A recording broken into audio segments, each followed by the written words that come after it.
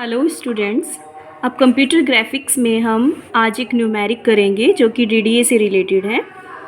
यहाँ पर एक क्वेश्चन दिया हुआ है जिसमें कहा है कि implement the DDA algorithm to draw a line from 00 to 66। यानी इन्होंने ये कहा है कि आपको एक लाइन ड्रॉ करनी है डीडीए एल्गोरिथम को यूज़ करके, जिसमें हमने आपको स्टार्टिंग पॉइंट भी दे दिए हैं और एंडिंग पॉइंट भी दे दिए हैं। यानी आपको ये बताना है कि यहाँ से लेकर के यहाँ तक इन दोनों के बीच में कहाँ कहाँ पिक्सेल्स मार्क किए जाएं ताकि हम एक लाइन ड्रॉ कर सके। चलिए अब हम इसको डीडीए एल्गोरिथम के स्टेप्स फॉलो करते हुए पूरा करते हैं। कैसे करेंगे? सबसे पहला हमारा यहाँ पर जो स्टेप आता है वो यही आता है कि read the points. Read the points. कौन से points? x1, y1 and x2, y2।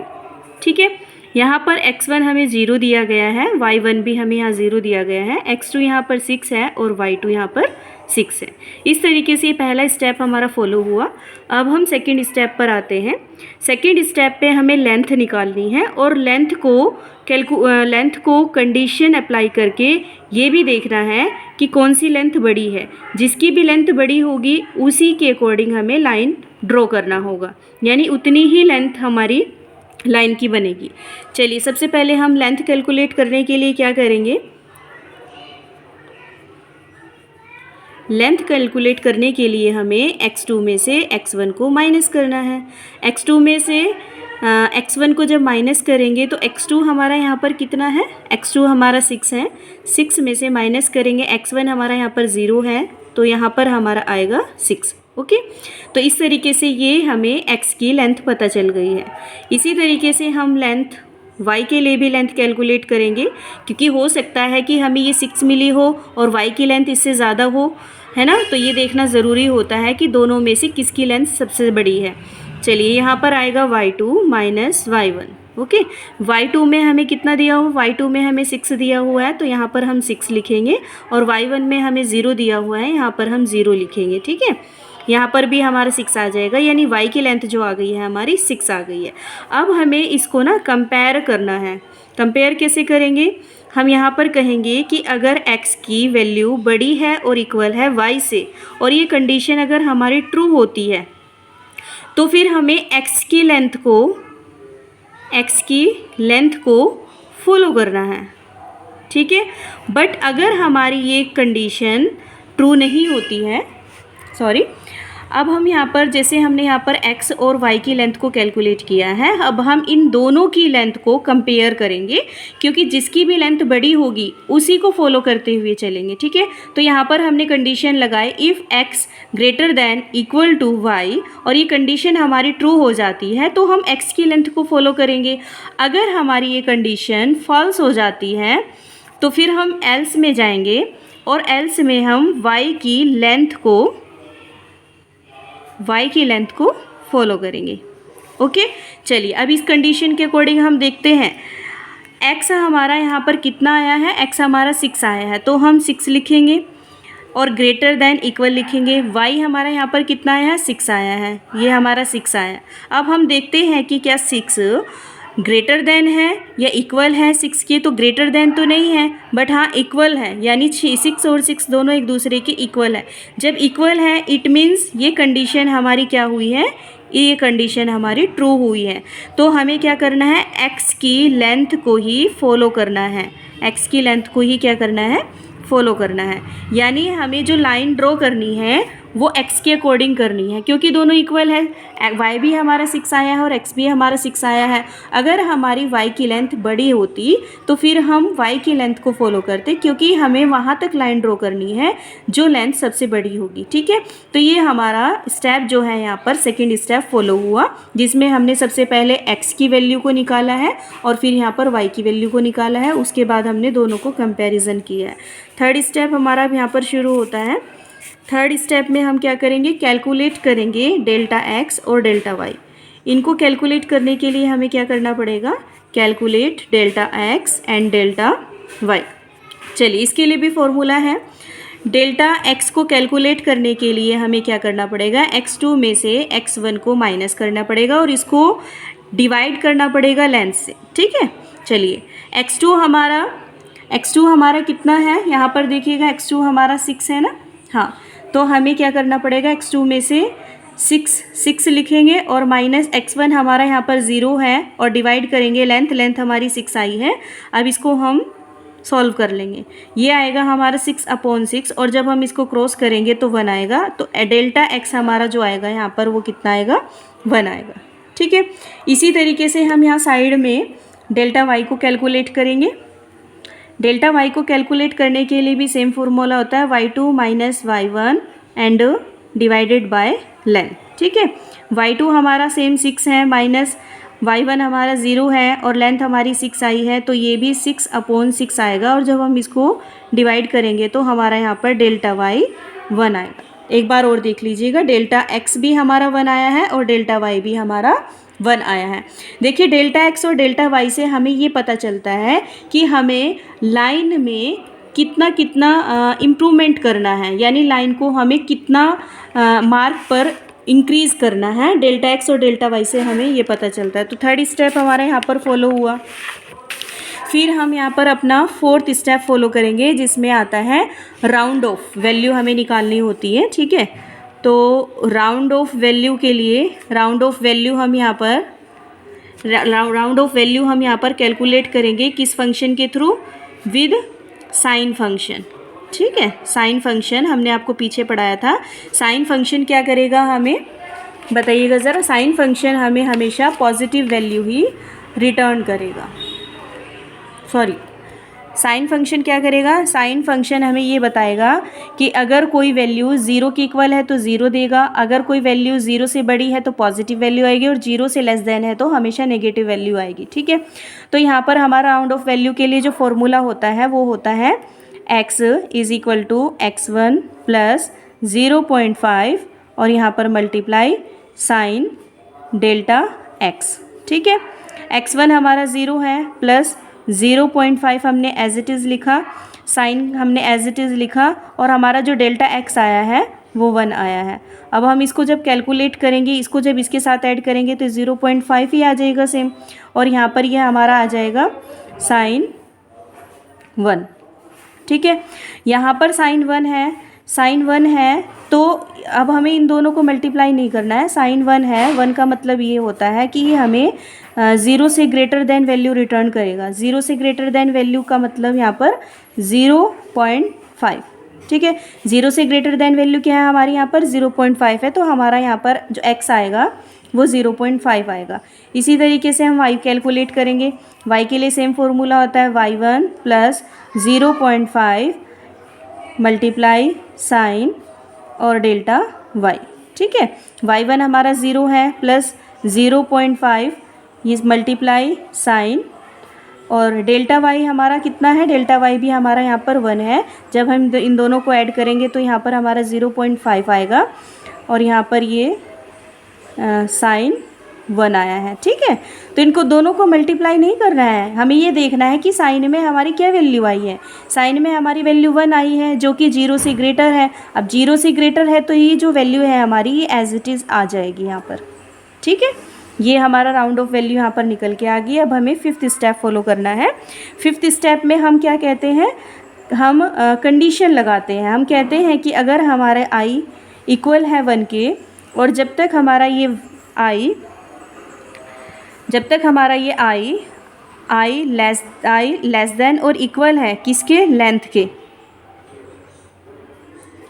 ठीक है, तब तक क्या होता रहे, प्लॉट x और y क्या होता रहे, हम प्लॉट करते रहेंगे इंटीज़र x और इंटीज़र y हम प्लॉट करते रहेंगे, ठीक है। और हमें यहाँ से x कैलकुलेट करना है। x is equal to x plus delta x और चलिए इसको कैलकुलेट कर लेते हैं। x कितना है हमारा, देखिएगा x कितना आया है यहाँ पर 0.5 आया ना, तो 0.5 लिखेंगे प्लस डेल्टा x हमारा 1 आया था और जब हम इसको 0.5 को इसके साथ ऐड करेंगे तो हमारा कितना आएगा 1.5 हमारा यहाँ x ये निकल के आ जाएगा, ठीक है। इसी तरीके से हमें y निकालना है। y is equal to Y plus delta X, और वाई हमारा कितना आया है 0.5 आया है, तो यहाँ पर हम लिखेंगे 0.5 प्लस डेल्टा एक्स और 0.5 delta X, sorry delta Y हमारा यहाँ पर डेल्टा वाई लिखेंगे, डेल्टा वाई हमारा यहाँ पर 1 है, ठीक है। और जब इन दोनों को ऐड करेंगे तो यहाँ पर भी रिज़ल्ट हमारा आएगा 1.5। ओके, अब देखिए बेटा ये चीज़ हमारी निकल के आई है। आगे हमने इसमें कहा है कि I is equal to I plus 1, हमने कहा है I is equal to I plus 1, यानी आई में इंक्रीमेंट होता रहे। कहाँ पर? यहाँ पर आई में इंक्रीमेंट होता रहे। जैसे यहाँ पर अभी 1 है, ठीक है, 1 के अकॉर्डिंग ये निकला है, फिर यहाँ 2 होगा, 3 होगा, 4 होगा, 5 होगा, 6 होगा। एक टाइम यहाँ पर ऐसा होगा क्योंकि यहाँ से इंक्रीमेंट कर रहे हैं और लेंथ के इक्वल तक ये चलेगा, तो एक टाइम ऐसा आएगा कि आई इज़ इक्वल टू 6 हो जाएगा, और यहाँ पर जब 6 होगा तो 6 इक्वल होगा लेंथ के, यानी दोनों 6 हो जाएंगे। जब 6 हो जाएंगे दोनों, तो हमारा ये कंडीशन नहीं चलेगी, क्योंकि ये सब हमारा फॉल्स, यहाँ पर हमारा ये फॉल्स हो जाएगा, ठीक है, 6 से आगे नहीं चलेगा। चलिए अब इसको हम यहाँ पर क्लोज कर देते हैं, ठीक है। अब इसी तरीके से अब मैं इसके ही अकॉर्डिंग आपको यहाँ पर टेबल ड्रॉ करना बताती हूँ कि हम टेबल में वैल्यू कैसे इनिशलाइज कराएंगे। हम इसमें जो हैं 4 कॉलम्स ऐसे करके बना लेते हैं, ठीक है। यहाँ पर हम लिखेंगे आई, जिसमें इंक्रीमेंट होता रहेगा। यहाँ हम लिखेंगे प्लॉट इंटीज़र x और इंटीज़र y, ठीक है, इंटीज़र x और इंटीज़र y। थोड़ा स्पेस कम हो गया, इस वजह से मैंने इसको नीचे लिख दिया है। x और y जो आता रहेगा उसको हम यहाँ लिखते रहेंगे, ठीक है। चलिए देखिए, सबसे पहले हमें जो x और y की वैल्यू मिली थी स्टार्टिंग में जो हमें बिना लूप चले जो वैल्यू मिली थी वो कितनी मिली थी? x मिला था 0.5 और y मिला था 0.5, ठीक है। तो इसमें से हम जो 0.5 है उसको तो लिखेंगे यहाँ पर 0.5 और 0.5, ओके। और प्लॉट इंटीज़र x और इंटीज़र y, जो इंटीज़र वैल्यू है, यानी फ्लोटिंग वैल्यू तो हमने लिखी यहाँ पर, और इसी की जो इंटीज़र वैल्यू थी, इसकी इंटीज़र वैल्यू क्या आएगी? यहाँ पर 0 है और यहाँ पर भी 0 है, उसको हम यहाँ पर लिखेंगे। उसको हम कहाँ लिखेंगे? यहाँ पर लिख देते हैं 0 0, ठीक है। और आई में हमारा सबसे पहले क्या इनिशलाइज़ हुआ था? 1 इनिशलाइज़ हुआ था, ठीक है। जब आई में 1 इनिशलाइज़ हुआ, ये देखिएगा, जब आई में 1 इनिशलाइज़ हुआ, ठीक है, तो हमें कैलकुलेशन करने पर जो वैल्यू मिली x और y की, x की वैल्यू हमें 1.5 मिली और भाई y की वैल्यू भी हमें यहाँ पर 1.5 मिली है ना। तो हमने इस वैल्यू को यहाँ पर लिख लेंगे 1.5, ठीक है। अब यहाँ क्या आएगा? यहाँ पर इंटीज़र x आएगा और इंटीज़र y आएगा। अब यहाँ पर इंटीज़र x क्या है? इंटीज़र x बताओ मुझे, 1 है ना, तो यहाँ पर हम क्या लिखेंगे? 1 लिखेंगे। और यहाँ पर इंटीज़र y क्या है हमारा? इंटीज़र 1, यहाँ पर y क्या है हमारा? 1 है, तो इसको हम अब यहाँ लिख देंगे, ठीक है। इसके बाद हमारा चलेगा सेकेंड लूप। अब i में कितना हो गया है? अब i में 2 हो गया है। अब सॉरी, ये 2 ना यहाँ ना लिखकर हम यहाँ लिख लेंगे, ठीक है। 2 हुआ। अब i में जब 2 हुआ तो फिर ऐसी कंडीशन चलेगी। अब यहाँ पर x की वैल्यू, जो हमारी ये x की वैल्यू आई थी वो रखेंगे हम यहाँ पर, और डेल्टा x और डेल्टा y हमारा एज इट इज़ चलता रहेगा। कैसे? यहाँ पर देखिएगा इसको। अब हमारा i इज़ इक्वल टू हो गया है 2, तो ये 2 क्या हमारा ये 2 लेस देन है और इक्वल है लेंथ के। लेंथ कितनी थी हमारी? 6 थी। ये कंडीशन हमारी क्या हुई? ये कंडीशन हुई हमारी ट्रू। कंडीशन ट्रू हो गई। अब ट्रू होगी तो क्या होगा? x is equal to X plus delta x निकालेंगे, ठीक है। x हमारा पीछे क्या आया था? x हमारा पीछे 1.5 आया था और डेल्टा x हमारा कितना था? 1 था। जब हम इन दोनों को ऐड करेंगे तो हमें मिलेगा 2.5। इसी तरीके से हम y कैलकुलेट करेंगे। y प्लस डेल्टा y हमें कैलकुलेट करना है। y कितना है हमारा? पीछे आया था 1.5 प्लस 1, ठीक है, इसको ऐड करेंगे तो यहाँ पर भी हमें 2.5 मिला है। तो अब हमें x और y की जो नई वैल्यू मिली है वो कितनी मिली है, x और y की हमें मिली है वैल्यू 2.5, ठीक है। बट हमें यहाँ पर क्या करना है, हमें यहाँ पर इंटीज़र x और इंटीज़र y लेना है। अब ये बताओ मुझे, इसमें से इंटीज़र x क्या होगा हमारा 2 होगा, और यहाँ से भी इंटीज़र क्या होगा, इंटीज़र y क्या होगा हमारा 2 होगा। तो हम इसको ऐसे करके लिख लेंगे, समझ रहे हो। और जब ये लिखेंगे तो अब हमारा i में कितना हो गया है, अब हमारा i में 3 हो गया है, ठीक है। अब देखो आप कैसे करेंगे इसको, एक स्टेप और बता देती हूँ। i इज़ इक्वल टू, अब हमारा 3 हो गया है। अब हम इसे चेक करेंगे कंडीशन से कि क्या 3 लेस देन है और इक्वल है 6 के। यस, इक्वल है, यानी ये कंडीशन हमारी ट्रू हुई। तो अब हमें x निकालना है और y निकालना है। x कैसे निकालेंगे, x is equal to x plus delta x, ठीक है। अभी x कितना आया है हमारा, कितना आया था 2.5, तो हम यहाँ क्या रखेंगे 2.5 प्लस डेल्टा x हमारा कितना था 1 था। जब हम इन दोनों को ऐड करेंगे तो हमें क्या मिलेगा 3.5, ओके। इसी तरीके से हम y कैलकुलेट करेंगे, y is equal to y plus delta x, ठीक है। y कितना आया था हमारा 2.5, चलिए 2.5 लिखते हैं, प्लस डेल्टा x हमारा कितना है 1 है। जब दोनों को ऐड करेंगे तो कितना आएगा 3.5 आएगा, ठीक है। अब देखो हमें x और y की वैल्यू क्या मिली, यहाँ पर x और y की हमें वैल्यू मिली 3.5 और y की वैल्यू भी हमें सेम मिली 3.5। अब यहाँ पर लूप i में कितना हो जाएगा 4। अब यहाँ से इंटीज़र x और इंटीज़र y क्या लेना है हमें, इंटीज़र x हमें 3 लेना है और इंटीज़र y भी हमें 3 लेना है, ठीक है। इसी तरीके से अब हम आगे इसको कैलकुलेट नहीं करेंगे, आगे आप इसको खुद से देख लीजिएगा। हमें इसी तरीके से इनके साथ एक एक को ऐड करते हुए जाना। जब यहाँ पर एक को ऐड करेंगे तो कितना आएगा 4.5 आएगा, यहाँ पर भी 4.5 आएगा, ठीक है। और यहाँ पर कितना लिखेंगे, इंटीज़र x हमारा कितना है, इंटीज़र x 4 है और इंटीज़र y भी हमारा 4 है। अब यहाँ पर लूप कितना हो गया है 5 हो गया है, i में कितनी वैल्यू हो गई है 5 हो गई है, ठीक है। अब फिर इनके साथ एक एक ऐड करेंगे, तो एक एक ऐड करेंगे तो कितना आएगा 5.5 आएगा, 5.5 आएगा, ठीक है। 6, अब i में 6 हो गया है। अब यहाँ पर इंटीज़र x हमारा कितना आएगा 5 आएगा, इंटीज़र y हमारा कितना आएगा 5 आएगा, ठीक है। फिर इसमें एक को और क्या ऐड करेंगे, एक को ऐड करेंगे कितना आएगा, अभी देखो i में हमारा 6 हो गया है ना, i में हमारा कितना हो गया है 6 हो गया है, और 6 इज़ इक्वल टू 6, यानी लेंथ कितनी थी, लेंथ भी 6 थी, और i में भी इंक्रीमेंट कितना हो गया 6 हो गया है। तो इक्वल होगी ये कंडीशन। अब इक्वल होगी तो एक बार हमारी ये मतलब सिचुएशन, ये कंडीशन जो है एक बार और एग्जीक्यूट होगी।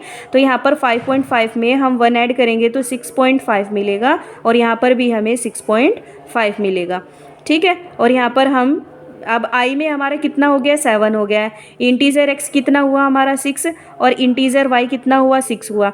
लेकिन अब जब ये कंडीशन चेक होगी कि i में कितना हो गया है 7 हो गया है, क्या 7 लेस देन है और इक्वल है 6 के, नहीं, कंडीशन फॉल्स होगी। तो अब आगे ये हमारा एग्जीक्यूट नहीं होगा। तो इस तरीके से आपको ये टेबल यहाँ पर ड्रॉ करनी है, देख लीजिएगा, ठीक है। आई होप आपको ये सब कुछ समझ में आया होगा। अगर नहीं आए तो आप कमेंट बॉक्स में मुझे ज़रूर बताएं, ताकि मैं इसको फिर दूसरे और अच्छे तरीके से समझाने की कोशिश कर सकूं। Thank you so much.